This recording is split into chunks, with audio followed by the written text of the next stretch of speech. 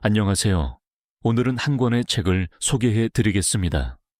오늘 소개할 책은 마이클 샌델의 정의란 무엇인가입니다. 저자는 하버드 대학교에서 오랫동안 강의해 온 정치철학자 마이클 샌델입니다. 번역은 김명철 님이 담당하셨고 감수는 김선웅 님께서 맡으셨습니다.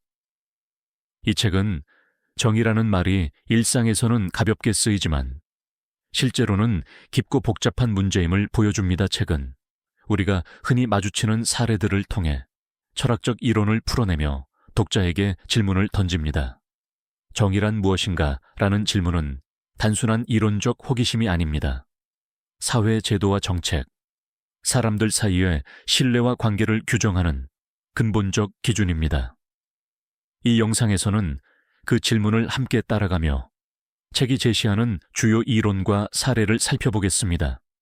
그리고 일상과 정책에서 우리가 어떻게 정의를 생각해야 하는지 함께 성찰하겠습니다. 공리주의와 칸트의 철학. 공리주의는 가장 단순하면서도 강력한 매력을 가진 사상입니다. 최대 다수의 최대 행복. 바로 이 짧은 문장이 공리주의의 핵심을 보여줍니다. 우리가 어떤 선택을 할 때 그 결과가 얼마나 많은 사람들에게 유익을 주는지를 기준으로 삼는 것이지요. 트롤리 문제에서 기관사가 선로를 바꾸어 5명을 살리고 1명을 희생하는 선택. 이는 공리주의적 관점에서는 정당화될 수 있습니다. 왜냐하면 5의 행복과 생명이 한 사람의 그것보다 더 크다고 보기 때문입니다. 하지만 여기서 우리는 곧바로 질문을 던지게 됩니다. 정말 숫자가 정의를 결정할 수 있을까요? 만약 5을 위해 한 사람을 일부러 해치거나 심지어 건강한 한 사람의 장기를 적출해 5 환자를 살리는 상황이라면 우리는 여전히 그것을 옳다고 말할 수 있을까요? 이 지점에서 공리주의의 한계가 드러납니다. 행복이나 쾌락을 단순히 계산할 수 있는가? 그리고 소수의 권리를 희생하면서까지 다수의 이익을 추구하는 것이 과연 정의로운가 하는 문제 말입니다. 샌델 교수는 책에서 제러미 벤담과 존 스튜어트 밀의 사상을 통해 공리주의의 기본 원리를 소개합니다. 벤담은 쾌락과 고통을 수량화할 수 있다고 믿었습니다. 그래서 법이나 정책을 만들 때도 얼마나 많은 사람들이 즐거움을 얻고 고통을 피하는지를 계산하면 된다고 본 것이지요. 밀은 여기에 한 걸음 더 나아가 단순한 양의 쾌락이 아니라 질적인 차이가 중요하다고 강조했습니다. 예컨대 지적이고 도덕적인 즐거움은 단순한 감각적 쾌락보다 더 가치 있다고 본 것입니다. 하지만 이런 차이를 감안해도 여전히 우리는 다수를 위한 소수의 희생을 쉽게 정당화할 수 없다는 딜레마에 직면하게 됩니다. 이때 등장하는 것이 칸트의 철학입니다. 칸트는 인간을 단순한 수단으로 대하지 말라고 말했습니다. 모든 인간은 목적 그 자체로 존엄을 지니고 있으며 어떤 경우에도 도구로만 취급될 수 없다는 것이죠. 따라서 장기 적출의 사례에서처럼 한 사람의 생명을 수단으로 삼아 5명을 살리는 것은 결코 정당화될 수 없습니다. 칸트의 관점에서는 정의란 결과가 아니라 의무와 원칙에서 출발합니다. 거짓말은 결과적으로 유익을 가져오더라도 잘못된 것이고 살인은 다수의 행복을 위해서라도 허용될 수 없습니다. 그는 도덕 법칙을 정언명령이라고 불렀습니다. 네가 원칙으로 삼은 행동이 보편 법칙이 되어도 괜찮은가라는 물음에 스스로 답해야 한다는 것이지요. 이 원칙은 우리의 일상에서도 중요한 울림을 줍니다. 예를 들어 약속을 지키는 문제를 생각해 보겠습니다. 어떤 경우에는 약속을 깨면 더 많은 이익이 생길 수도 있습니다. 하지만 칸트는 그것을 결코 허용하지 않습니다. 약속을 어기는 것이 보편 법칙이 된다면 세상의 약속이란 개념 자체가 사라지고 말 것이기 때문입니다. 이처럼 칸트는 인간의 존엄을 지키기 위해 결과가 아닌 의도를 중시합니다. 그래서 그의 철학은 공리주의와 정반대의 방향을 보여주지요. 그렇다면 정의란 무엇일까요? 행복을 극대화하는 것일까요? 아니면 인간의 존엄과 원칙을 지키는 것일까요? 샌델 교수는 바로 이 지점에서 독자들에게 스스로 질문하도록 이끕니다. 정의는 단순히 하나의 철학적 답으로 끝나는 것이 아니라 서로 다른 원칙들이 긴장과 균형을 이루는 과정 속에서 드러난다는 것이지요. 정의란 무엇인가? 롤스의 정의론, 공정으로서의 정의. 앞서 우리는 공리주의가 다수의 행복을 강조하면서도 소수의 권리를 무시할 위험이 있다는 점을 살펴보았습니다. 또한 칸트가 결과보다 원칙과 인간의 존엄을 중시한다는 점도 확인했습니다. 그렇다면 이 두 가지 입장의 장점을 살리면서도 단점을 보완할 수 있는 이론은 없을까요? 이 질문에 대답하기 위해 샌델 교수는 존 롤스의 사상을 소개합니다. 롤스는 현대 정치 철학에서 가장 영향력 있는 사상가 가운데 한 사람입니다. 그는 정의를 공정으로서의 정의라고 정의했습니다. 여기서 중요한 개념이 바로 원초적 입장과 무지의 배일입니다. 롤스는 이렇게 말합니다. 만약 우리가 사회제도의 원칙을 정해야 한다면 각자의 위치와 조건을 모르는 상태에서 합의해야 한다고요. 이 상태를 그는 무지의 배일이라고 불렀습니다. 예를 들어 여러분이 태어나기 전의 상황을 상상해 보세요. 여러분은 자신이 부유한 집안에서 태어날지, 가난한 집안에서 태어날지 모릅니다. 남자가 될지, 여자가 될지도 모르고, 건강할지 병약할지도 알 수 없습니다. 이런 상태에서 사회 제도를 만든다면 어떤 선택을 하게 될까요? 아마도 누구도 극단적인 불평등을 허용하지 않을 것입니다. 혹시 자신이 불리한 위치에 놓일 수도 있으니까요. 따라서 모든 사람이 최소한의 기본권과 기회를 보장받을 수 있도록 제도를 설계하게 됩니다. 이것이 롤스가 말한 공정으로서의 정의입니다. 롤스는 두 가지 원칙을 제시했습니다. 첫째, 모든 사람은 기본적인 자유를 동등하게 보장받아야 한다는 것. 둘째, 사회적 경제적 불평등은 오직 그것이 사회의 가장 불리한 사람들에게 이익이 될 때만 정당화될 수 있다는 것. 이 두 번째 원칙은 차등의 원칙이라고 불립니다. 여기서 흥미로운 점은 롤스가 불평등 자체를 부정하지는 않았다는 사실입니다. 오히려 그는 불평등이 사회 전체에 기여할 수 있다면 허용된다고 보았습니다. 예를 들어 어떤 사람이 탁월한 능력으로 더 많은 소득을 얻는다면 그 성과가 사회의 가장 약한 계층에도 혜택을 준다면 정당화될 수 있다는 것이지요. 이러한 롤스의 이론은 복지국가의 철학적 기초로 작용했습니다. 교육기회의 균등, 사회 안전망, 소득 재분배 정책 등이 바로 이 차등의 원칙에 기반을 두고 있습니다.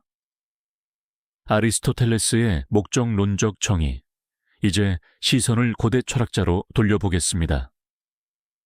아리스토텔레스는 정의를 이해하는 또 다른 방식, 즉 목적론적 정의를 제시했습니다. 그는 정의를 단순히 공정한 분배로 보지 않았습니다. 어떤 것이 정의로운 분배인가를 이해하려면 먼저 그 제도나 행위의 목적이 무엇인지부터 생각해야 한다고 말했습니다. 샌델 교수는 이 부분을 설명하기 위해 유명한 예를 듭니다. 만약 바이올린을 나누어야 한다면 누구에게 주는 것이 정의로운 일일까요?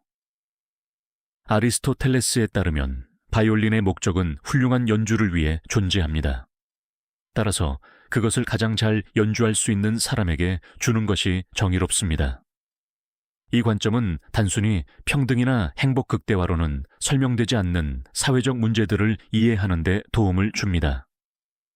예를 들어 공직은 누구에게 주어야 할까요?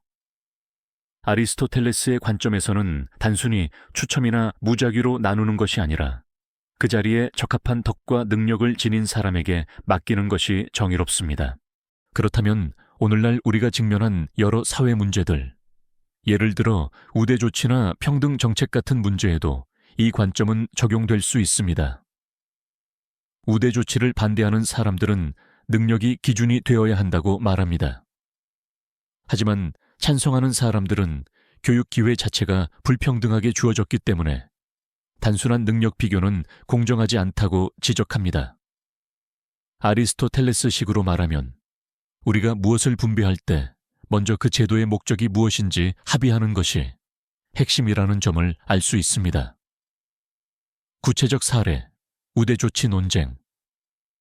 샌델 교수는 책에서 우대 조치, 즉 소수 집단 우대 정책을 구체적으로 다룹니다. 미국 대학 입시에서 아프리카계 미국인이나 히스패닉계 학생들에게 가산점을 주는 제도가 대표적인 사례입니다. 이 문제를 두고 치열한 논쟁이 벌어집니다. 반대자들은 이는 역차별이라고 주장합니다. 성적과 능력만으로 평가받아야 한다는 것이지요. 반면 찬성자들은 사회적 불평등과 차별의 역사 때문에 동일한 조건에서 경쟁할 수 없었다고 말합니다. 따라서 일정한 보정장치가 필요하다는 입장입니다. 여기서 아리스토텔레스의 목적론적 정의가 떠오릅니다. 대학 입학의 목적이 무엇인가? 그것이 단순히 시험 점수가 가장 높은 학생을 뽑는 것인가? 아니면 다양한 배경과 경험을 가진 인재들을 선발해 사회 전체의 교육 효과를 높이는 것인가? 목적에 따라 정의의 기준도 달라질 수 있다는 것입니다. 롤스의 관점에서 보아도 우대 조치는 최소 수혜자에게 혜택을 주는 제도라면 정당화될 수 있습니다. 즉, 차등의 원칙과 맞닿아 있는 것이지요. 또 다른 사례, 시장과 도덕. 샌델 교수는 시장의 역할에 대해서도 중요한 질문을 던집니다. 과연 시장은 어디까지 확장될 수 있을까요? 돈으로 살 수 없는 것은 없는 것일까요? 책에서 다루어진 예시 가운데 하나는 군 복무입니다. 어떤 나라는 모병제를 채택하고 어떤 나라는 징병제를 유지합니다. 모병제의 논리는 간단합니다. 자발적으로 지원한 사람들이 돈을 받고 복무하니 강제로 끌려가는 징병제보다 자유롭고 효율적이라는 것이지요. 하지만 샌델 교수는 여기서 반문합니다. 군 복무를 단순히 시장 거래의 대상으로만 보아도 좋은가? 그것은 시민의 의무가 아니라 단순한 노동일 뿐인가? 만약 부유한 계층은 군대를 피하고 가난한 계층만이 위험을 감수한다면 그것은 정의로운 사회일까요? 이처럼 시장의 논리가 모든 영역에 들어올 수는 없다는 것이 샌델 교수의 핵심 주장입니다. 우리는 때로 돈으로 살 수 없는 가치, 공동체적 의무와 시민적 책임을 고려해야 한다는 것이지요. 연결을 위한 짧은 정리. 이제까지 우리는 롤스의 정의론, 아리스토텔레스의 목적론적 정의, 그리고 우대 조치와 시장의 사례를 살펴보았습니다. 공리주의와 칸트가 제시한 대립적인 관점을 넘어 정의를 좀 더 다층적이고 풍부하게 이해할 수 있게 된 것이지요. 롤스는 무지의 베일이라는 사고 실험을 통해 공정한 제도를 설계하는 원리를 보여주었고, 아리스토텔레스는 정의를 이해하려면 먼저 제도의 목적을 고민해야 한다고 말했습니다. 그리고 우리는 우대 조치나 군 복무 같은 사례 속에서 이 철학적 논의들이 결코 추상적인 문제가 아님을 확인했습니다. 정의란 무엇인가? 스포츠와 공정성, 능력, 노력, 그리고 정의의 문제는 우리 일상에서 아주 다양한 모습으로 드러납니다. 그 가운데 특히 흥미로운 분야가 바로 스포츠입니다. 스포츠는 단순한 놀이가 아니라 공정성과 경쟁의 원칙이 가장 명확하게 작동하는 영역이기 때문입니다. 샌델 교수는 스포츠의 사례를 통해 정의가 단순히 결과의 문제가 아님을 보여줍니다.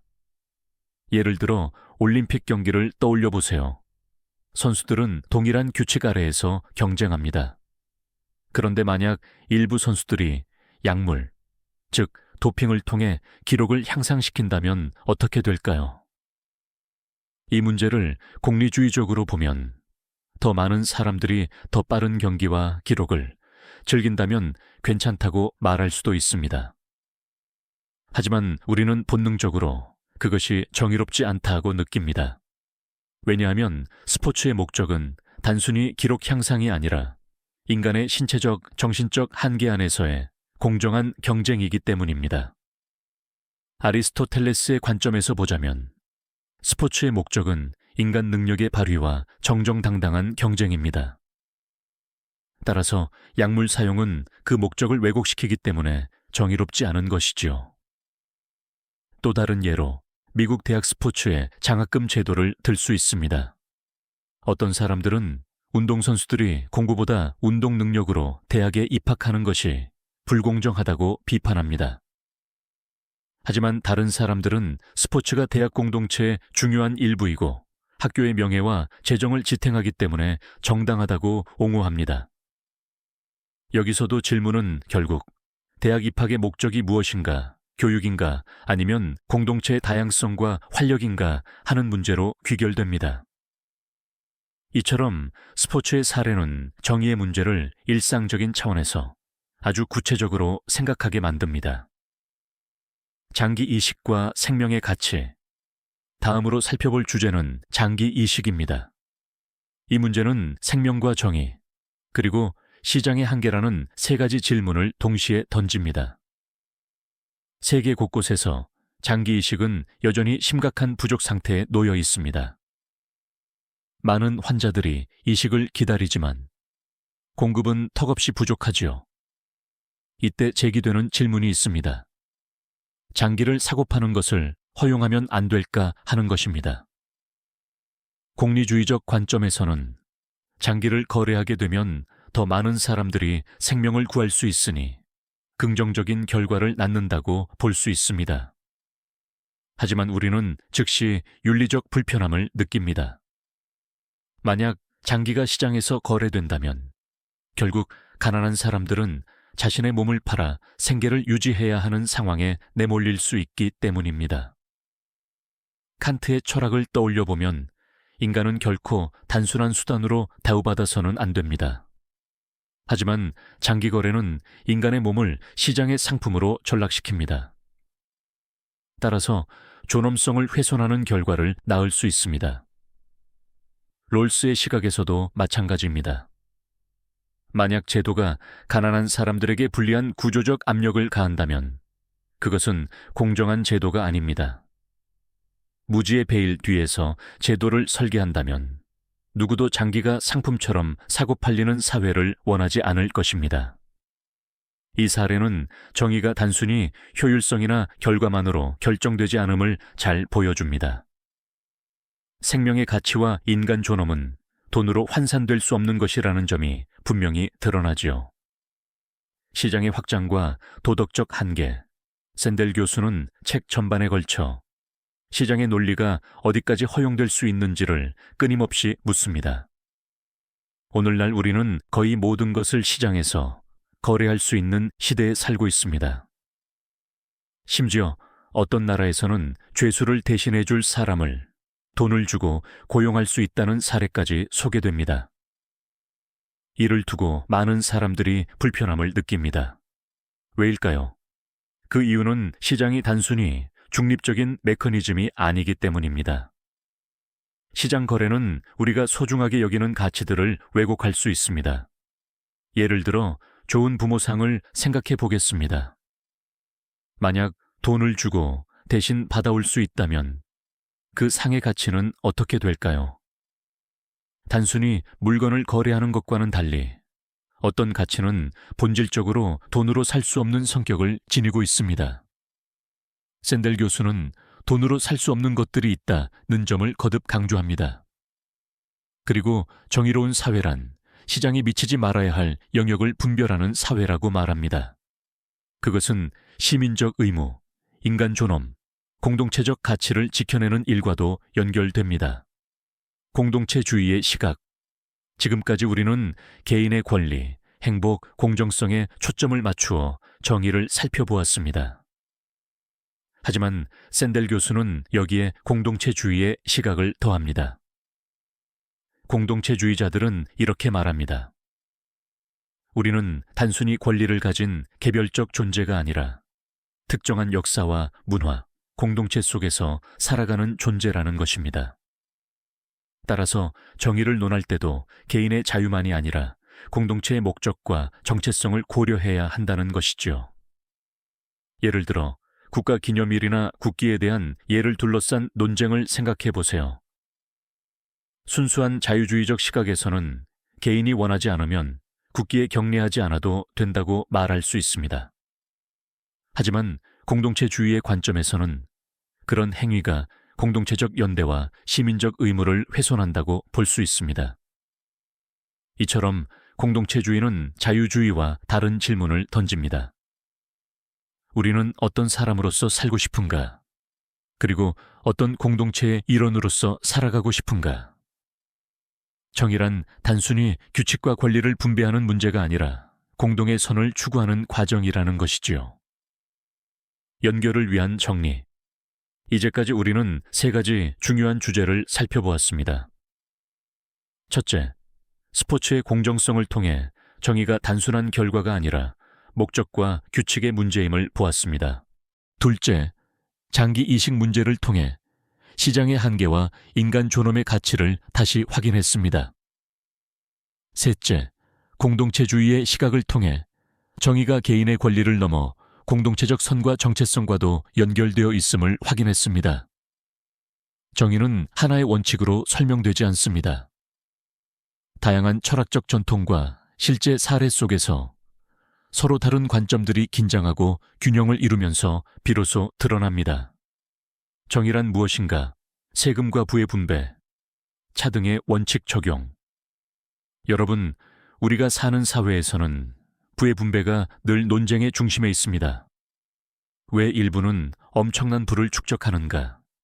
반대로 일부는 기본적인 생활조차 어렵게 살아야 하는가? 샌델 교수는 이 문제를 롤스의 차등의 원칙을 통해 설명합니다. 차등의 원칙은 불평등 자체를 금지하지 않습니다. 다만 사회적 경제적 불평등이 존재할 때 그것이 가장 불리한 사람들에게 이익이 될 때만 정당화된다는 것입니다. 예를 들어 고소득층에게 세금을 더 부과하고 그 재원을 사회적 약자에게 교육, 의료, 복지로 돌리는 정책을 생각해 보세요. 이 경우 단순히 부를 뺏는 것이 아니라 사회 전체의 기본적 정의를 실현하는 것입니다. 반대로 불평등이 가장 취약한 사람들에게 아무런 도움도 주지 않는다면 그것은 공정하지 않은 것입니다. 샌델 교수는 이런 원리를 실제 미국 사회 사례와 연결합니다. 세금 정책과 복지제도의 설계가 사회 정의 실현에 얼마나 중요한지를 보여주며 정의란 단순히 개인의 자유를 보장하는 것을 넘어 사회 구조를 공정하게 만드는 것이라는 점을 강조합니다. 의료 자원의 분배, 생명과 정의. 다음으로 의료 자원의 공정한 분배 문제를 살펴봅니다. 샌델 교수는 생명과 건강의 문제를 공리주의, 칸트, 롤스의 관점에서 비교합니다. 예를 들어 제한된 의료 자원을 누구에게 우선 배분할 것인가 하는 문제입니다. 공리주의자는 최대한 많은 생명을 구하는 사람에게 자원을 주자고 주장할 수 있습니다. 하지만 칸트적 관점에서는 모든 사람은 동등한 존엄성을 가지므로 누구도 수단으로 취급되어서는 안 된다고 말합니다. 롤스의 관점에서 보면 의료 자원은 가장 취약한 사람에게 돌아가는 것이 공정합니다. 샌델 교수는 미국에서 장기 이식대기 명단과 같은 실제 사례를 통해 사회적 취약 계층에게 의료 기회를 우선 보장하는 방식이 정의 실현의 한 예가 될 수 있음을 보여줍니다. 교육과 기회 평등, 대학 입시 사례. 교육 기회의 공정성 역시 현대 사회에서 큰 문제입니다. 샌델 교수는 대학 입시와 우대 조치, 즉 어프리메이티브 액션 사례를 상세히 다룹니다. 미국에서 아프리카계, 히스패닉계 학생들에게 입학에서 일정한 우대를 제공하는 정책이 있습니다. 그 목적은 단순히 점수를 조정하는 것이 아니라 역사적 차별로 인해 동일한 출발선을 갖지 못한 학생들에게 공정한 기회를 제공하는 것입니다. 반대자들은 이를 역차별이라고 주장합니다. 하지만 샌델 교수는 단순히 평등한 경쟁이라는 말만으로는 충분하지 않다고 말합니다. 왜냐하면 정의는 단순한 동등한 기회 제공을 넘어서 사회 구조적 불평등을 바로잡는 역할도 수행해야 하기 때문입니다. 즉, 롤스의 무지의 베일 사고 실험을 적용하면 출발선이 불공평한 상태에서 단순 경쟁만 강요하는 사회는 공정하지 않습니다. 따라서 우대 조치와 차등의 원칙은 현실 세계에서 정의를 실현하는 구체적 방법 중 하나입니다. 현대 사회 정의의 핵심 메시지, 샌델 교수는 반복해서 강조합니다. 정의란 단순히 법이나 규칙의 준수가 아닙니다. 정의는 우리 사회가 누구에게 기회를 주고 누구를 보호하며 어떻게 공동선을 추구할 것인지에 관한 문제입니다. 세금 정책, 의료 자원, 교육 기회와 같은 사례는 결코 추상적인 철학 논의가 아닙니다. 우리는 매일 선택을 합니다. 공정하게 세금을 걷고 의료와 교육을 설계하며 사회적 약자를 보호하는 제도를 지지할 것인가, 아니면 단순한 개인적 이익만 추구할 것인가? 샌델 교수는 이렇게 묻습니다. 우리는 어떤 사회를 만들고 싶은가? 이 질문 자체가 정의에 대한 우리의 책임을 상기시킵니다. 정의란 무엇인가? 시민적 의무와 공동체주의. 여러분, 우리는 단순히 개인으로서 살아가는 존재가 아닙니다. 우리는 특정한 사회와 공동체 속에서 살아가며 그 속에서 다양한 역할을 수행합니다. 샌델 교수는 이 점을 강조하며 공동체주의적 정의를 설명합니다. 공동체주의는 정의를 단순히 개인의 권리나 이익의 균형으로 보지 않습니다. 그보다는 공동체의 목적과 선, 사회적 연대를 기준으로 정의를 판단합니다. 즉, 우리가 속한 사회가 어떤 가치를 공유하며 그 가치 실현을 위해 각자가 어떤 책임을 지는지가 핵심이라는 것입니다. 예를 들어 시민의 투표권을 생각해 보세요. 자유주의적 관점에서는 투표를 할지 말지는 개인의 선택입니다. 하지만 공동체주의적 관점에서는 투표는 단순한 권리가 아니라 공동체를 유지하고 개선하기 위한 시민적 의무입니다. 샌델 교수는 이렇게 말합니다. 정의로운 사회란 단순히 법을 준수하는 사회가 아니라 각자가 공동체의 선을 위해 참여하고 책임지는 사회입니다. 이 말은 우리가 일상에서 선택하는 작은 행동, 예를 들어 기부, 자원봉사, 정책 참여 같은 것까지 정의와 연결될 수 있다는 뜻입니다. 사회적 책임과 경제적 불평등, 공동체주의적 관점에서 사회적 책임은 경제적 불평등 문제와도 연결됩니다. 샌델 교수는 부유층의 사회적 책임을 강조합니다.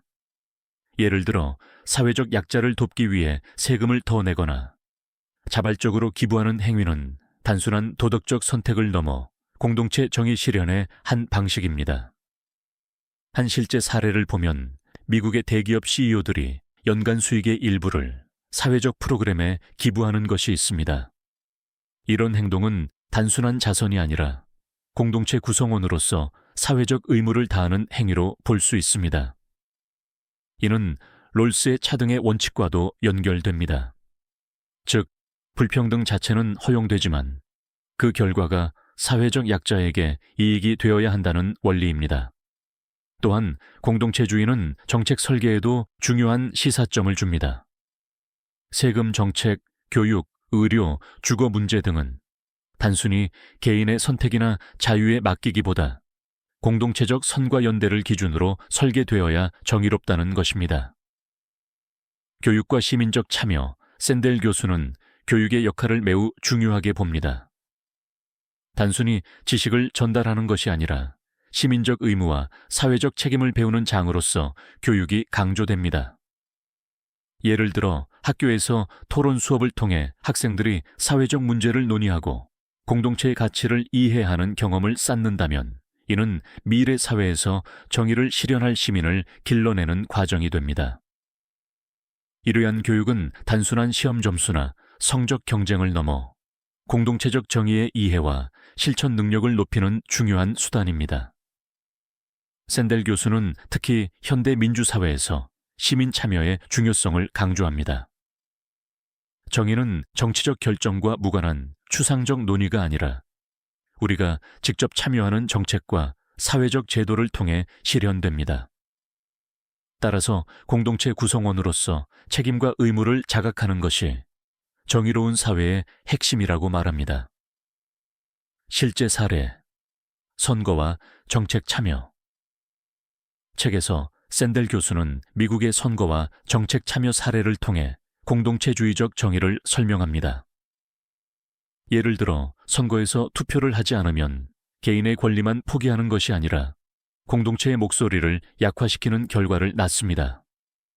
또한 시민이 정책 결정 과정에 참여하여 사회적 약자와 공정성을 고려한 정책을 지지한다면 이는 공동체적 정의를 실천하는 행동이 됩니다. 샌델 교수는 강조합니다.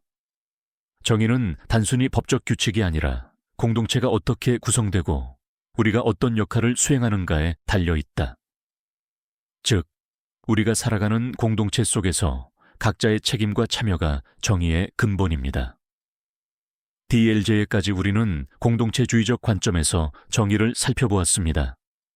시민적 의무, 사회적 책임, 교육과 정책 참여, 실제 사례까지 우리는 정의가 개인의 자유만이 아니라 공동체와 연대 속에서 실현되어야 한다는 점을 확인했습니다. 샌델 교수는 반복해서 묻습니다. 우리는 어떤 사회를 만들고 싶은가? 여기서 정의는 단순한 규칙이나 법이 아니라 공동체의 선을 실현하기 위해 우리가 할 수 있는 실천적 선택이라는 것을 보여줍니다. 정의란 무엇인가? 정의란 무엇인가? 결론과 최종 통찰, 함께 살펴본 정의란 무엇인가의 여정을 마무리하며 몇 가지 핵심 메시지를 되새겨 보겠습니다. 샌델 교수는 반복해서 강조합니다. 정의는 단순히 법을 준수하거나 결과의 공정함을 따지는 것이 아닙니다. 정의란 우리가 어떤 사회에서 살아가고 싶은지, 어떤 공동체를 만들고 싶은지에 관한 근본적 질문입니다.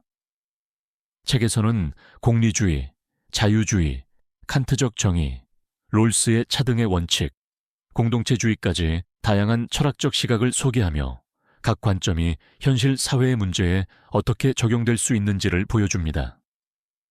예를 들어 스포츠의 공정성 문제, 장기 이식과 의료 자원의 분배, 세금과 부의 분배, 교육 기회, 시민적 의무와 사회적 책임 등 실제 사례를 통해 정의란 추상적인 개념이 아니라 우리 일상과 사회 구조 속에서 구현되어야 하는 실천적 가치임을 확인했습니다.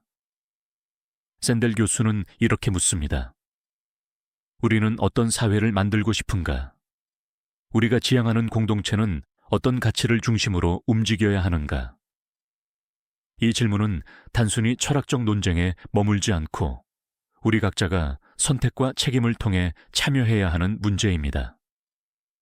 실천적 정의와 개인의 역할.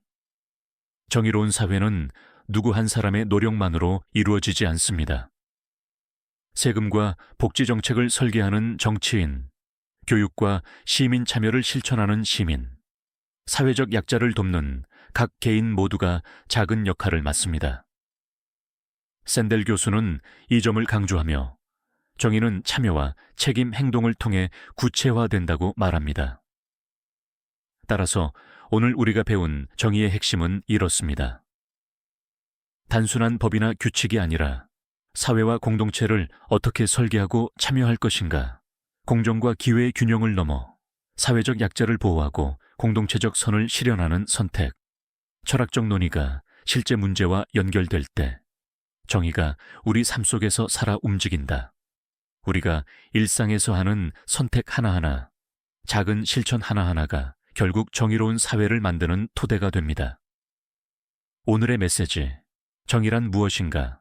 샌델 교수의 핵심 메시지를 한 문장으로 요약하면 이렇습니다. 정의는 우리가 어떻게 살아가고 서로를 대하며 공동체를 만들어가는가에 관한 질문이다. 스포츠에서의 공정성, 의료 자원의 분배, 세금과 교육 기회, 시민적 참여와 공동체적 책임. 이 모든 사례는 단순한 철학적 논의가 아니라 우리가 살아가는 현실 속 선택과 책임과 연결되어 있습니다.